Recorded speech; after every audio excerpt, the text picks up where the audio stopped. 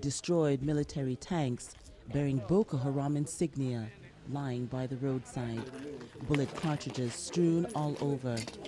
A town in utter ruin and evidence of loss of lives in Mubi, all scars of a fierce battle to recapture a key town held by Boko Haram in northeastern Nigeria. This is the first time the Nigerian military is setting foot here since Boko Haram seized Mubi. The second largest city in Adamawa State was seized by Boko Haram in August. The militants imposed a very strict Sharia law. Unknown members of people who could not follow the rules were executed here.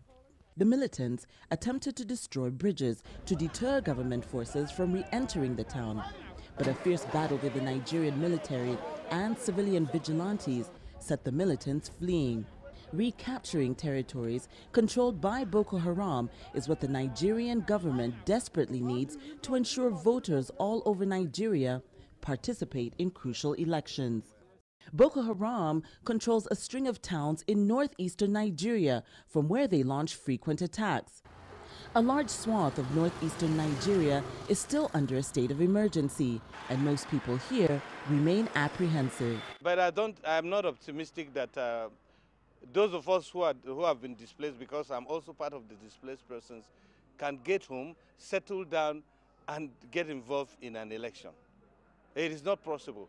The level of mindless killing and destruction that are taking place has set the entire northern zone of Adamawa 10 years back, even 15 years back. I wish I can say what I hope will happen. It doesn't inspire it, because what we see tends to suggest that you might have a repeat of those post-election violence. But I sincerely hope it doesn't happen. But like I was also stressing much earlier, it is not a given. It depends on us.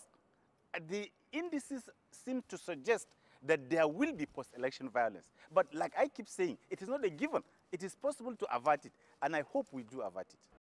The February elections that will see the incumbent President Goodluck Jonathan pitch battle against former military head of state General Muhammad Buhari could be the most hotly contested elections since the restoration of civilian democracy.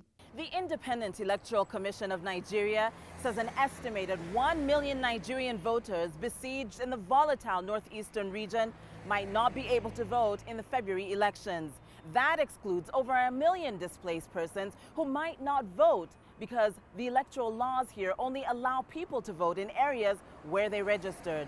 That alone is likely to expose the results of the elections to a litany of legal challenges. In order to win elections, a candidate must win at least 25% of votes in at least 2/3 of Nigeria's 36 states. But Boko Haram is still active in 3 of those states.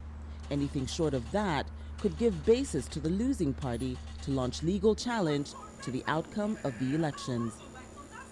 Sophie Dengo, CCTV, Abuja, Nigeria.